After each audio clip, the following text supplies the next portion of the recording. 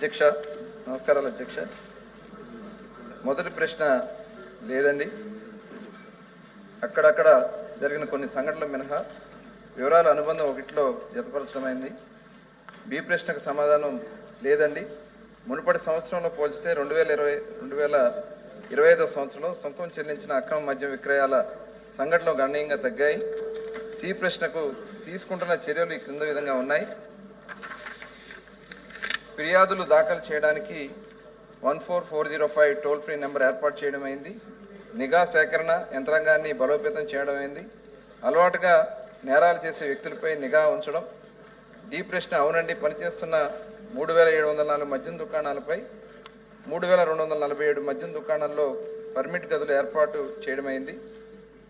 ఈ ప్రశ్నకి సమాధానం అధ్యక్ష. 2025 సంవత్సరంలో సొంతం చెల్లించిన అక్రమ మద్యం విక్రయాల కేసులు 9600 నమోదయ్యాయి.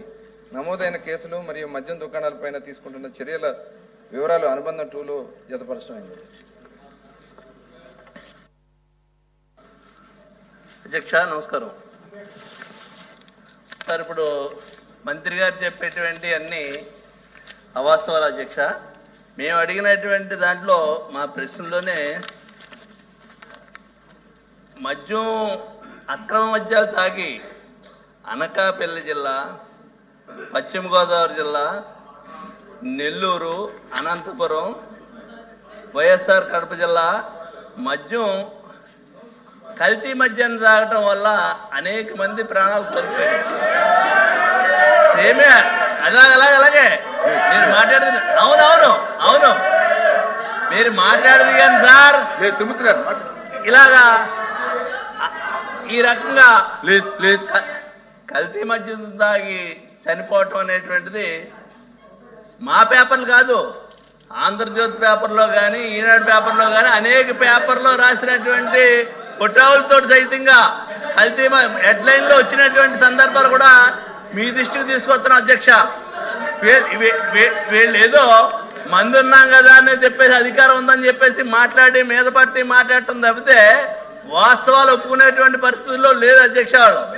ఎందుకంటే ఇది కాకుండా కల్తీ మద్యమే కాకుండా బెల్ట్ షాపులు అధ్యక్ష. బెల్ట్ షాపులు అనేటువంటివి విచ్చలవిడిగా మంచినీళ్ళు కావాలంటే ఎక్కడ దొరకట్లేదేమో తప్పితే బెల్ట్ షాపుల ద్వారా మద్యాన్ని మాత్రం తెలుగుదేశం పార్టీ నాయకులు లేకపోతే తెలుగుదేశం పార్టీకి సంబంధించినటువంటి కార్యకర్తలకే ఉపాధి పథకం కింద పనిచేస్తుంది అధ్యక్ష. ఈ బెల్ట్ షాప్ విధానం అనేటువంటిది ఉపాధి పథకం కింద దీన్ని ఉపయోగిస్తున్నారు అధ్యక్ష. సరే, ఈ నువ్వు ఎలక్షన్లో కష్టపడ్డావు కదా, ఈ 2 షాపులు నువ్వు తీసుకో, ఈ 4 షాపులు నువ్వు తీసుకో అని చెప్పేసి వేలం పాటలు పెట్టి అమ్ముతున్నటువంటి విధానాన్ని మేము తగ్గిస్తున్నాం బెల్ట్ షాపులు అని చెప్పారు. ఎక్కడ తగ్గించారు? ఇదే శాసనసభలో గౌరవ ముఖ్యమంత్రి గారు మాట్లాడుతూ బెల్ట్ షాపులు అనేటువంటి ఎక్కడ ఉండటానికి వీల్లేదు, బెల్ట్ షాపు అనేటువంటి ఎక్కడ ఉంటే బెండ్ తీస్తామని చెప్పారు. ఎంతమంది బెండ్ తీశారని అడుగుతున్నాను అధ్యక్ష మీ ద్వారా గౌరవ ముఖ్యమంత్రి గారిని. అదేవిధంగా ఈ మంత్రి గారు ఏదైతే ఒక షాపుకి 5 లక్షల రూపాయలు ఫస్ట్ పట్టుకున్నప్పుడు జరిమానా కింద విధిస్తామని చెప్పేసి అన్నారు. ఎన్ని షాపులు బెల్ట్ షాపులు పట్టుకున్నారో, ఎన్ని షాపులు బెల్ట్ షాపులు పట్టుకుంటే ఎంతమందికి ప్రభుత్వానికి ఎంత ఆదాయం వచ్చింది దాని ద్వారా 5 లక్షలు పెనాల్టీ వేయటం వల్ల? ఇది కూడా గౌరవ మంత్రి గారు సమాధానం చెప్పాలి. ఈ మధ్యకాలంలో పేపర్లో చూసాం, క్యాబినెట్లో డిస్కషన్ అయింది అనేటువంటి చూసాం. ఏదైతే పర్మినెంట్ అమ్ముకునేటువంటి పర్మిట్ షాప్లో బెల్ట్ షాప్ మెయిన్ షాప్ పక్కనే ఇచ్చే పెట్టామనేటువంటి చెప్పారు. దీని ద్వారా చెప్తున్నారు తప్పితే పేపర్లో ఈవేళ జరిగేవన్నీ కూడా బెల్ట్ షాప్నే మెయిన్ షాప్ కంటే ఎక్కువగా డెకరేట్ చేసి తతంగమే మీకు తతంగంగా కనపడుతుంది. ఈ విధంగా ఈ బెల్ట్ షాపులకు సంబంధించినటువంటి అక్రమ మద్యం మీద ఈ ప్రభుత్వం చేస్తున్నటువంటి విధానాలకి ఈ 2 విషయాలకి సమాధానం చెప్పారు. ఎంతమంది బెండ్ తీశారు ఈ ప్రభుత్వం, అదేవిధంగా మరి గౌరవ మంత్రి గారు 5 లక్షల రూపాయలు తిరుమూర్తి గారు కూర్చో. 5 లక్షల రూపాయలు పెనాల్టీ వేస్తున్నారు. ఎంతమందికి వేశారు? ఎన్ని షాపులు లైసెన్స్ క్యాన్సిల్ చేశారు? ప్లీజ్ శివరామరెడ్డి గారు. శివరామరెడ్డి గారు. అధ్యక్ష, ఈ ఎక్సైజ్ పాలసీలో బెల్ట్ షాపులు ప్రతి గ్రామంలో లేకుండా చేస్తామని చెప్పింది వీళ్ళే. అలాంటిది సుమారుగా 43,000 పైచులకు బెల్ట్ షాపులు ఉన్నాయంటే ప్రతి గ్రామంలో మినిమం 8 నుంచి 15 వరకు ఉన్నాయి అధ్యక్ష. మంత్రి గారు వస్తే మా జిల్లాలోనే చూస్తారు, అనంతపురం జిల్లాలో ప్రతి దగ్గర బెల్ట్ షాపులు ఎక్కడ లేవనేది మనం ఆశ్చర్యపడాల్సిన విషయమే. కానీ విపరీతంగా పల్లెల్లో తాగి ఎంతో మంది చనిపోతున్నారు అధ్యక్ష. మా అనంతపురం జిల్లాలో ఒక రాజన్న అనే అబ్బాయి విపరీతంగా మద్యానికి బాల్స్ అయితే వాళ్ళ ఇంట్లో వాళ్ళ ప్రెజర్ తట్టుకోలేక ఈ తాగిన మైకంలో ఆ రోజు రాత్రే ఉరేసుకుని చనిపోవడం జరిగింది అధ్యక్ష. అలాగే భాష అని సోమందపల్లిలో ఆ అబ్బాయి కూడా మితిమీరి తాగి ఇంటికి వచ్చి చనిపోవడం జరిగింది. అంటే ఈరోజు మీరు చేస్తున్న ప్రతి కార్యక్రమం కూడా ప్రజల్ని ఇబ్బంది పెట్టడానికి చేస్తున్నారా? మీరు ప్రజల ఆరోగ్యం గురించి ఆలోచన చేసే పరిస్థితి లేదా?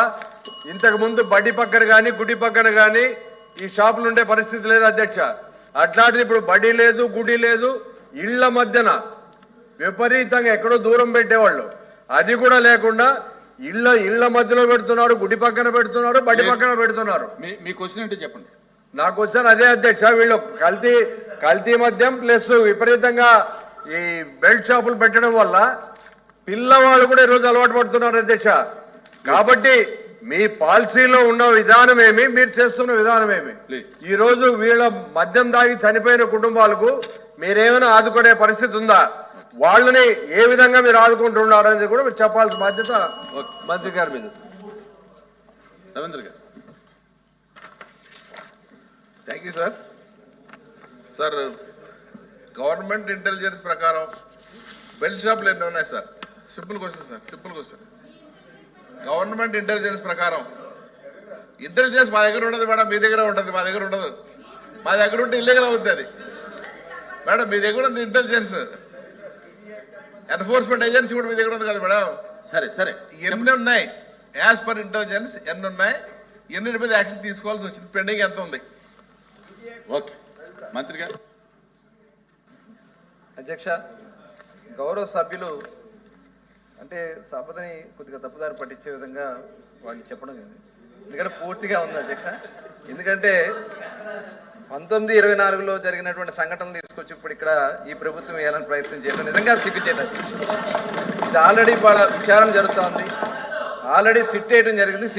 నేను చెప్పాక మీరు చెప్పాను. నేను సిట్ వేయడం జరిగింది. సిట్టు విచారణ జరుగుతూ ఉంది. అవన్నీ వాస్తవాలు ప్రజలందరికీ కూడా తెలుసు అధ్యక్ష. అవన్నీ త్వరలో బయటకు వస్తాయి. ప్రధానంగా త్రిమూర్తి గారు అడిగింది బెల్ట్ షాప్స్ అయినా అని అంటున్నారు అధ్యక్ష. ఎక్కడా కూడా మేము, ఎందుకంటే 1924లో మరి ఎవరున్నారు అధ్యక్ష? 65,918 కేసులు ఉన్నాయి అధ్యక్ష. అంటే మరి కోవిడ్ టైంలో కూడా 9,129 కేసులు వాళ్ళు కట్టినాయి అధ్యక్ష. కోవిడ్ టైం 2021లో. అంటే దానికని మేము ఏం చేసామంటే నాన్ డ్యూటీ పెయిడ్ ఇక్కడ కూడా విపరీతంగా ఉంది అధ్యక్ష. అవన్నీ కూడా కంట్రోల్ చేసాం. కొత్త పాలసీ తీసుకొచ్చాం. బ్రాండ్లు అధ్యక్ష, బూమ్ అని ఏవో బ్రాండ్లు పెట్టేసి ఎంతమంది ప్రాణాలు కోల్పోయినటువంటి పరిస్థితులు ఉన్నాయి. దాన్ని కూడా విచారణ జరుగుతుంది. వస్తాయి అన్నీ వస్తాయి, ప్రతిదీ వస్తుంది. కొద్దిగా సమయం అండి, ప్లీజ్. కొద్దిగా విచారణ పూర్తయిన తర్వాత అన్నీ వస్తాయండి, చెప్తాం. అన్ని వివరాల తర్వాత చెప్తాం.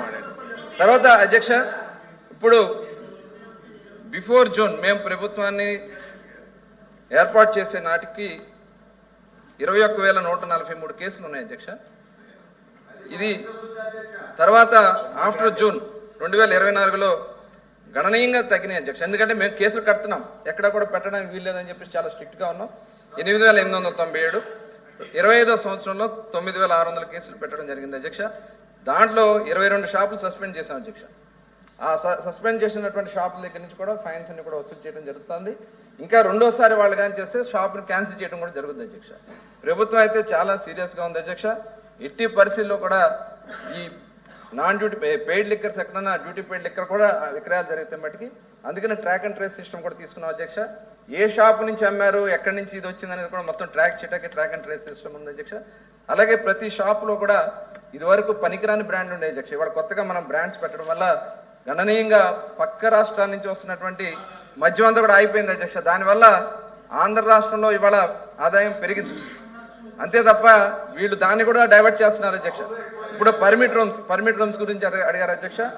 ఇవాళ